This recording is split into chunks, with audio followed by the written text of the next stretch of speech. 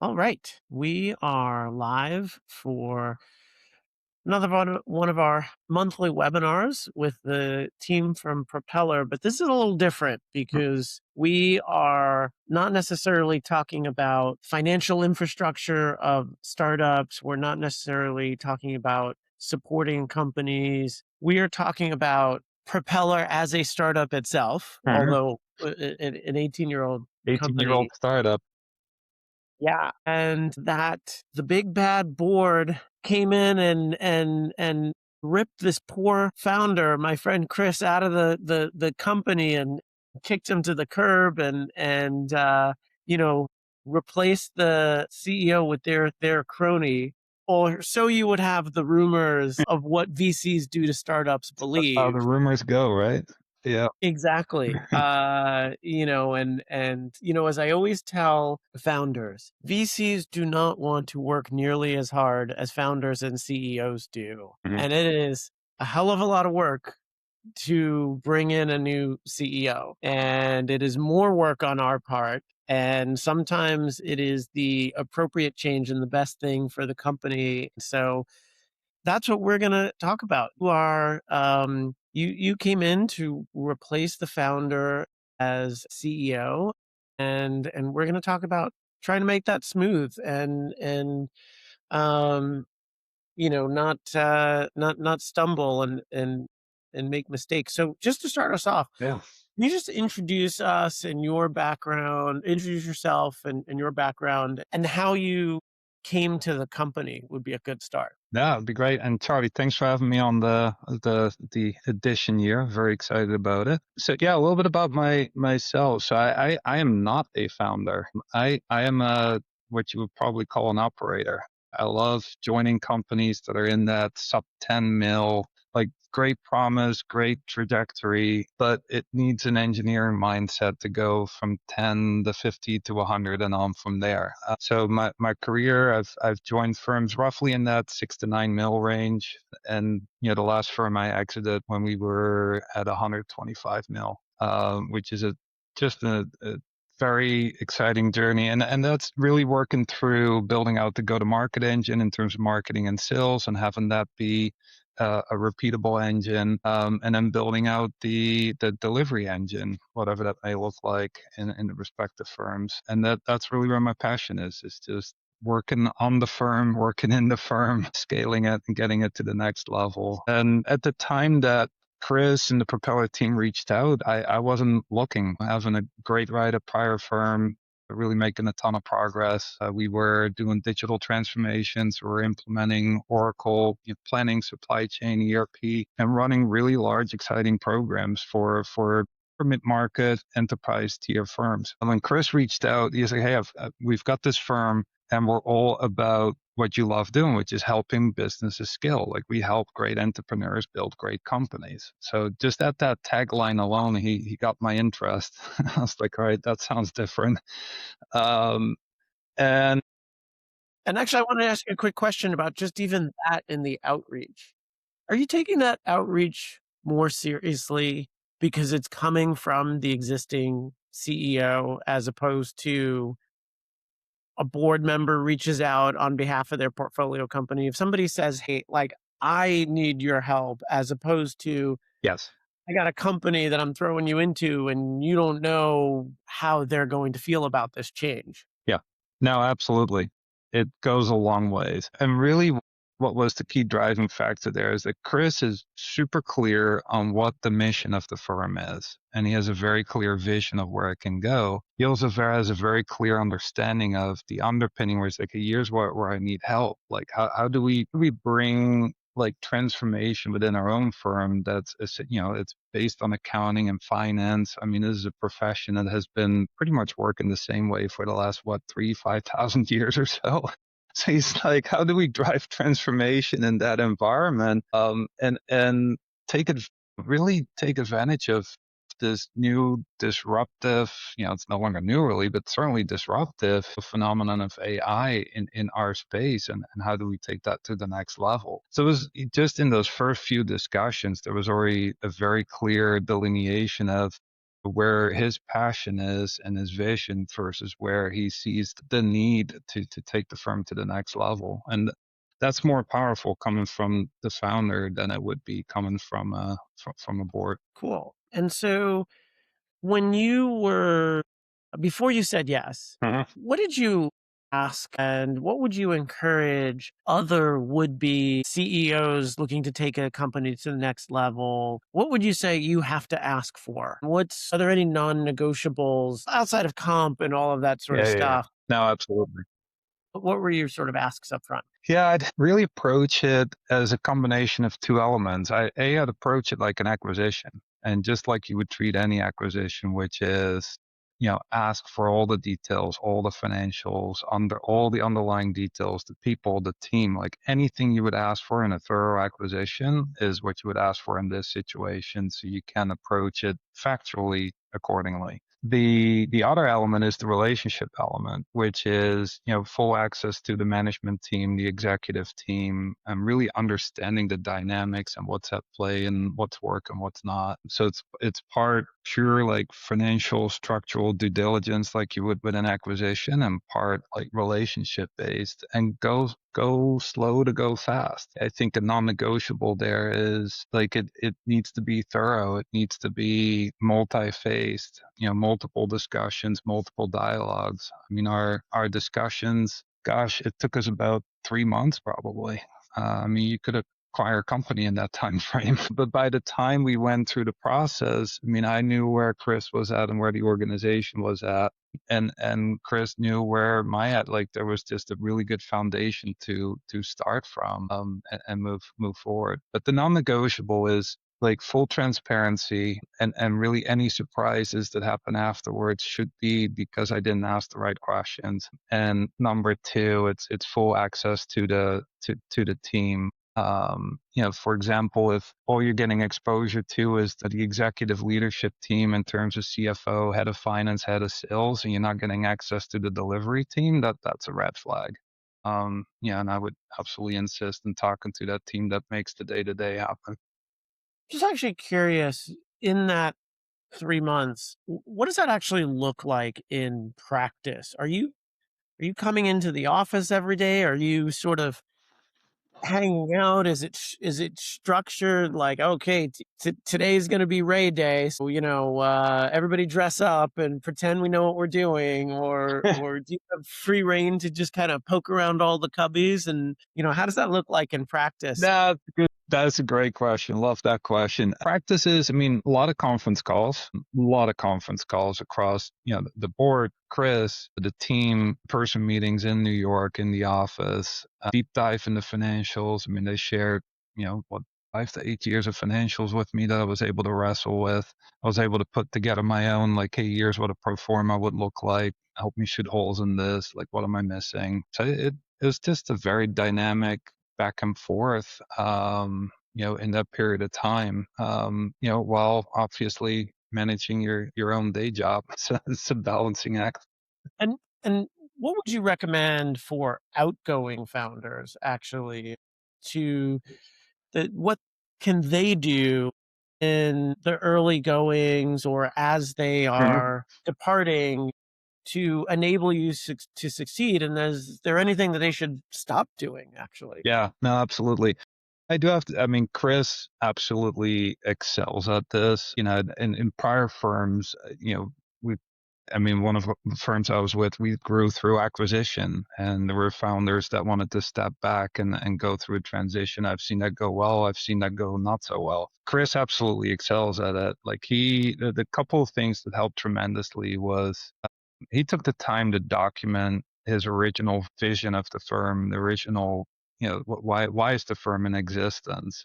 And we spent a lot of time on that, just getting under the hood on what that means to him and what it means to the firm. He also did a phenomenal job to make it very clear to me, but also the company, that, hey, this is Ray's company to run. He's the CEO. He made it crystal clear. And he reinforced that by, not showing up in one-on-one meetings with the executive team, not being the vocal one in executive team meetings, not even being the vocal one in our town hall meetings, starting with the first town hall meeting actually. So he's just very supportive and very vocal about that. Honestly, like after running a company for 18 years and that's his baby, like it takes a lot of discipline and a lot of self-awareness to not just talk about it, but actually act on it and be mindful about it. But that made the transition quite effective.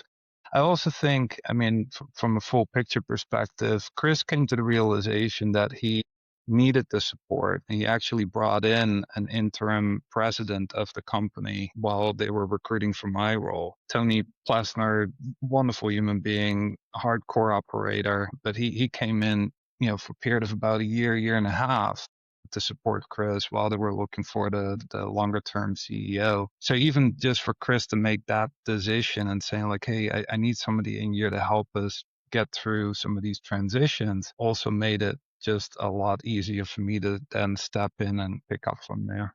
So, how do boards, and actually in your case, is there a board participating in this transition, and how can the board be supportive? Yeah. Uh, Boards are exceptionally important, through these transitions and executing on our plans and our strategy. I mean, you're in the trenches, like you're digging trenches with the team, and you're deep into it on a day-to-day basis. Having a board that you meet with monthly, quarterly, an effective board a lot, supports you to just lift yourself up, get on the balcony, look at the dance floor and see if everybody's still going and sync, asking the hard questions, keeping you focused and pointing you to resources and, their network that we may not otherwise have access to. So, I think a board plays an absolute critical role in that regard. Let's talk about the actual transition and communication. Are there things that what's important in the messaging Mhm. to the team? And is this sort of an order? Hear from the existing person first, then the new person, outside world. How do you create clarity and the right rollout? And then there are any ways where there's maybe some pitfalls where you can start to confuse people? Yep. Really good question. So I'd say from a transition, like with the broader team perspective, it actually goes back to the original discovery phase. So if I had only met with the board with Chris and maybe two or three of the executives, then that entry point becomes a lot harder because now you're the new person in in the group, and it just becomes a bit more challenging. That during discovery meeting with, like, I think it was like upwards of 8 people, like now you've got a broader management team that already knows you. They're getting excited about where we're going and they're part of the story now. So and that team continues into the execution. It's not about coming in and just putting your thumb on the scale and driving a strategy forward. It's working with the team, getting in the room, flushing out that strategy together, and obviously come with a point of view, not blank slating it, but involve the team in that process and help them drive it forward is what gets you that team buy-in, and then that trickles down to the rest of the organization. I thought it was interesting that you said that you came in and had enough meetings with folks that you actually worked on a pro forma for the business. That obviously, if I'm coming in and taking over a business, and I'm not just taking somebody else's existing Mhm, projection, but trying to redo my own, mhm, you're really doing audit level communications with key stakeholders in order to determine that. mhm. Yeah, And so they're gonna be familiar with working with you before they get the surprise email that there's yeah, a new CEO. yeah, and that goes a long way, and if you have that ability and that luxury to do that, it goes a long ways. What was the customer communication like? Customer communication, I mean, there was the quintessential press release and positioning Chris and myself, but then in the first couple of months, gosh, I must have talked to at least 30, 40 different clients directly, and I still do every week, every month, just reaching out directly, having one-on-one conversations, what's going well, what's not, getting that customer input into the plan, into the strategy, kind of along the theme of, involve them in the journey, if you will, is absolutely key. Yeah, I think that communication out to the client base is critical that way. Was there anything early on that you wanted to do or change that, or ways that you got around the potential initial defensiveness? Mm. Well, this isn't how we've been doing things here, right? Because you weren't brought in, and no CEO was brought in to do things exactly the The same same way. way that a previous CEO was doing something, right? So Yeah. you're going to make some changes. And I imagine there's at least a potential for defensiveness, especially, not beyond the 8 people and the management level and the front lines. Is there any way to disarm that and not make it worse? There is it's interesting. It's a great question. And this is probably where, looking back, I would have done things a little differently. There's certain point of views in terms of how we apply AI and new capabilities to the firm. And if you were to ask the team even 6 months ago, I think the answer was like, "Hey, this is getting pushed upon us. We're not part of the journey. Like, this is going too fast. It's too much change. Too Not enough structure, not enough training." And I think that's fair. I think that's fair feedback. The way to do that differently is, and I actually just recently brought one of my prior colleagues on board who absolutely excels at change management, one of the best change management agents I've ever worked with. She joined the firm to help kind of address that type of a dynamic and take more of a people team approach to that. Whereas I tend to want to move a little faster than the organization may be able to absorb naturally, especially with it. And just for clarification, because you said it was about the AI transition, Yeah. the change agent that you brought in is a human, Yeah. not an agent. Yeah. Just Very true. actual human came in. Yeah. Brought a human in to help us integrate the agents. There you go.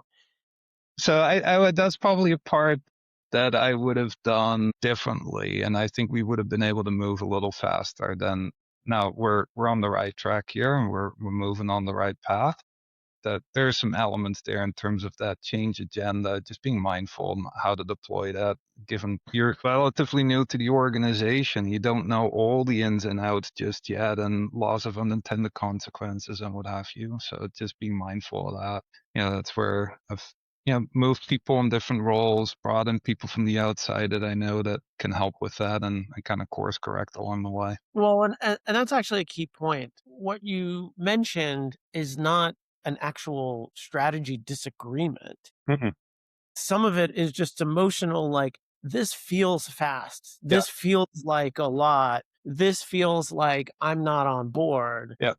Is a style and approach. It doesn't even necessarily mean there's a disagreement. It's just like, fight or flight, like, whoa, Yeah. this is intense and there's a lot of change and it just takes some emotional digestion, which is important. I mean, it can be change can be stressful and even change for the good. People's sort of initial like, whoa, a lot of things are going on here. Yeah. Exactly. Spot on. So for the senior team that didn't necessarily hire you, Mhm. or that they didn't come in to work for you, they came in to work Mhm. for how do you earn their trust, right? Because they didn't opt into you necessarily, or maybe in some way they did, right? Like, did you have to pass their test as well? It's a good, yeah, wouldn't look, I mean, Or I they never couldn't really throw look at themselves it on the that track. way. Yeah, it's more about just getting them involved in the process, right? So it's like taking the team, bringing the team to New York, or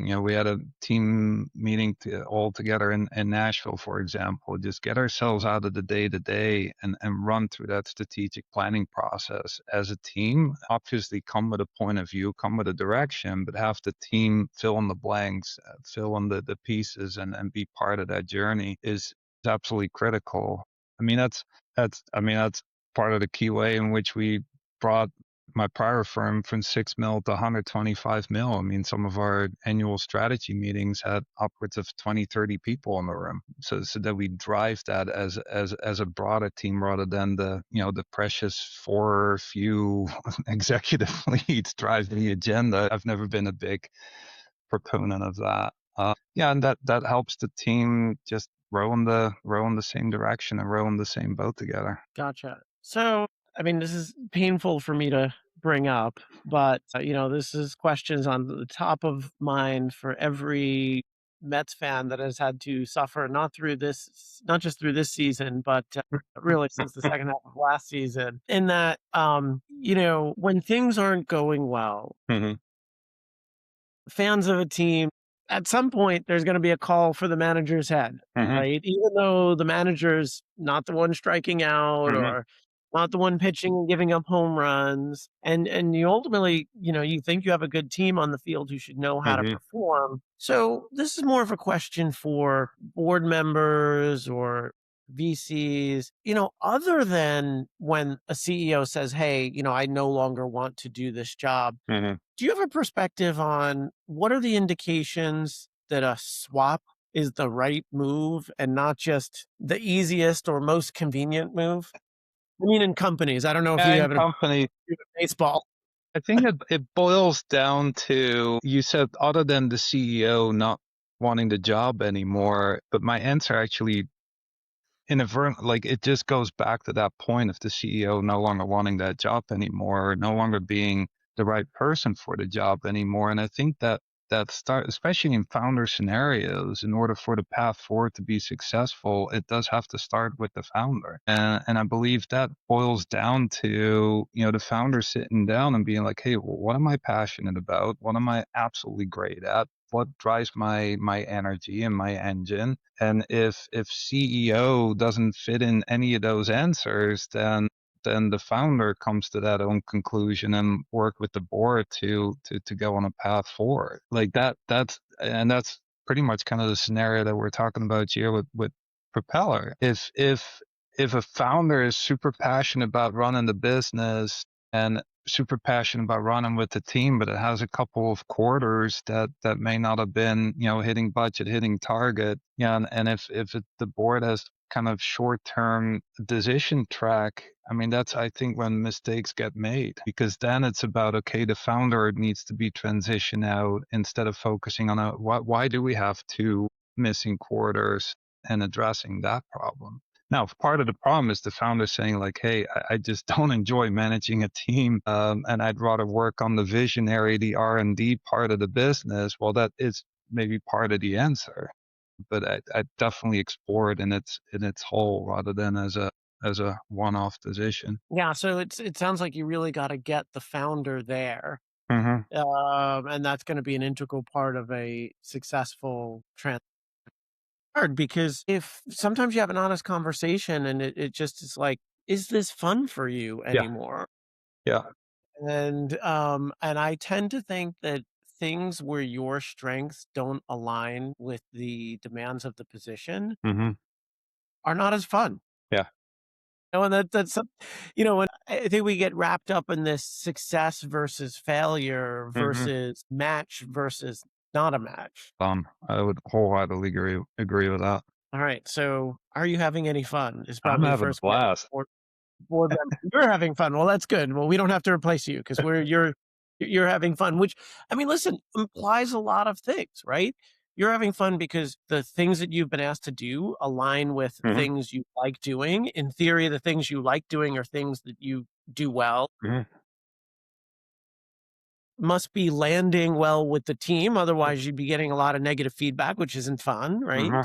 Hmm. So all of those things come into play. What are the signals that if I'm a board member that I should be watching in the first 6 months or really actually, what are the signals that you were watching Yeah. to indicate whether this is working or whether there are early warning signs?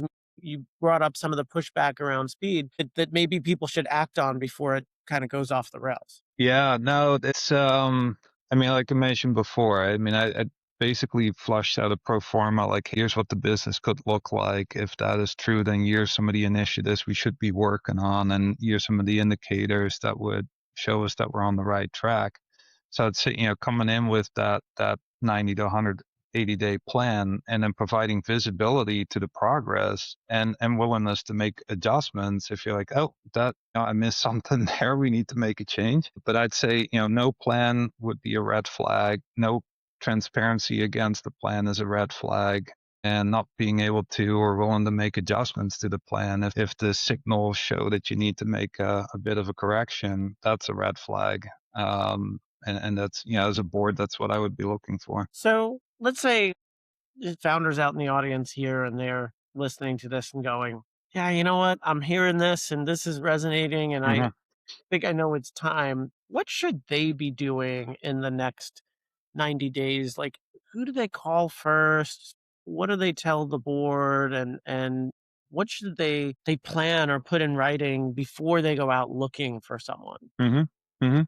I mean, I'd start first actually with where we landed a minute ago, which is just write down for yourself. What are you passionate about? What are you great at? What drives your own engine? Okay, and then just to make sure you're solving for the right problem. If the conclusion is I'd love to bring in a CEO and provide leverage and divide and conquer, then certainly, I mean, either tap into the network or leverage. There's recruiters out there that are absolutely specialized and excel at finding the right resources, but then taking the lead as the founder, like we talked about at the top of the call, and then spend the time of putting your vision in writing and being prepared to share that, because that will attract a strong operator. It's that commitment to the vision, the mission, and being able to share that with passion will I think attract the right op. So Monica just asked a great question. And if anybody else has any questions before we let Ray go back to the job that he got hired to do, how important do we feel that company culture is in the equation of successful growth?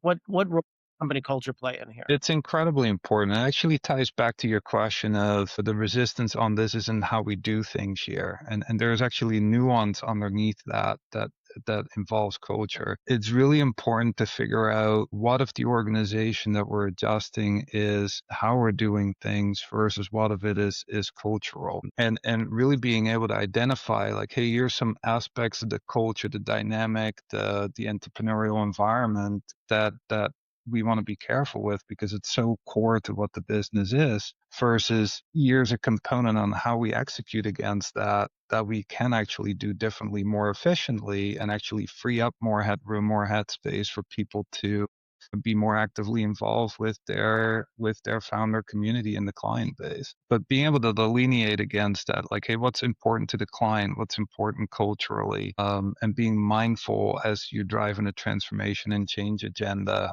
to not to amplify the good aspects of the culture is absolutely critical, because I mean you can have the best laid out plans, but if you don't keep that cultural aspect in mind, then the adoption and the change management just becomes really challenging. Cool. I hear that. I hear that. I really, this has been great, super useful feedback. And it's been great to see not only how well things are going, but also um, I notice how you have freed Chris up to contribute to Yeah. the business in other ways as well, and he's getting more out there too. So one thing to keep in mind is switching these titles doesn't necessarily mean that the person who was in the role prior can't continue to contribute positively to the business in other roles freed up by bringing somebody in. So Yeah. that's been great to see as well. No, he's more active than ever, I'd say, and driving especially on our initiative around Propeller OS and how we're working with our client. I mean, he's tremendously active in that, and we talk every day, and moving the agenda forward. So yeah, I would agree that it doesn't mean that you step out. It's just you step in a different role, and it's better aligned and better results that way. Cool. Well, Ray, thanks so much for spending time with us. And we appreciate all the work and support that you guys are providing our community as well. Absolutely, Charlie. Thanks for having me, and No problem. have a good one. Thank you. Bye bye.